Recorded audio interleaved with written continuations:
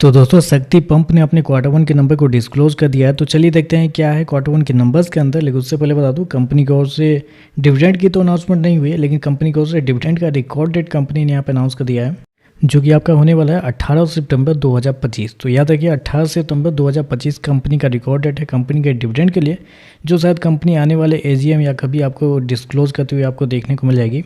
चलिए कंपनी के नंबर देख लेते हैं। डाटा क्रॉस में है तो देखिए पिछले क्वार्टर में कंपनी 665 करोड़ के आसपास के रेवेन्यू जनरेट की थी, पिछले साल 567 करोड़ के आसपास, जबकि अभी देखें तो बढ़ के 622 करोड़ आपको जाता हुआ देखने को मिला है। तो साल दर साल जाते हैं तो साल दर साल कंपनी के रेवेन्यू के अंदर तेजी आपको देखने को मिल रही है।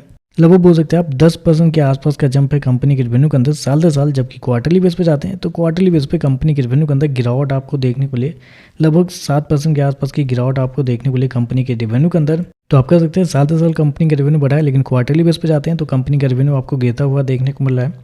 खर्चे की बात करते हैं, पिछले क्वार्टर में 519 करोड़ खर्च किए थे, पिछले साल 444 करोड़। अभी देखें तो कंपनी खर्चे 494 करोड़ आपको जाता हुआ देखने को मिला है। तो खर्चे देखें तो खर्चे भी आपको थोड़े ज़्यादा इस क्वार्टर में देखने को मिल रहे हैं।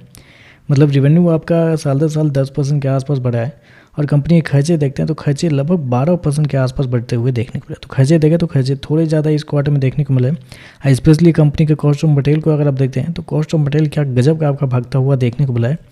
30% के आसपास का जंप है कंपनी के कॉस्ट ऑफ मटेरियल के अंदर। मतलब 10% का रेवेन्यू आपका बढ़ रहा है और कंपनी का कॉस्ट ऑफ मटेरियल 30% आपको साल दर साल बढ़ता हुआ देखने को मिल रहा है।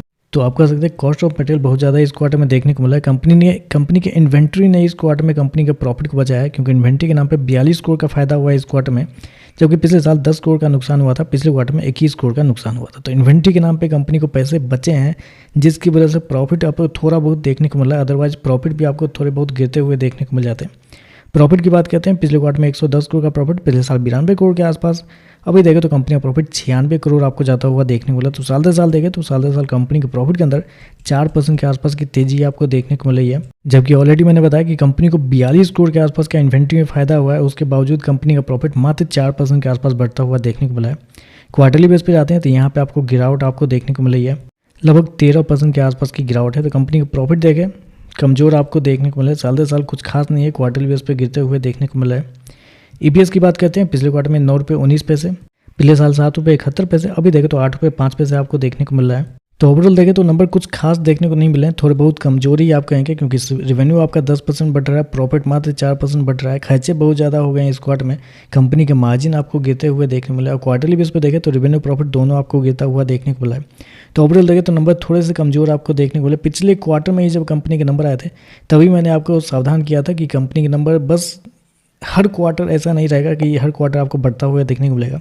अब पिछले क्वार्टर में जब कंपनी के नंबर आए थे उसके बाद भी तेज़ी नहीं हुई, इस क्वार्टर में देखें तो इस क्वार्टर में थोड़े कमजोर नतीजे आपको देखने को मिले। बाकी देखते हैं मार्केट इस पर कैसे रिएक्ट करता है।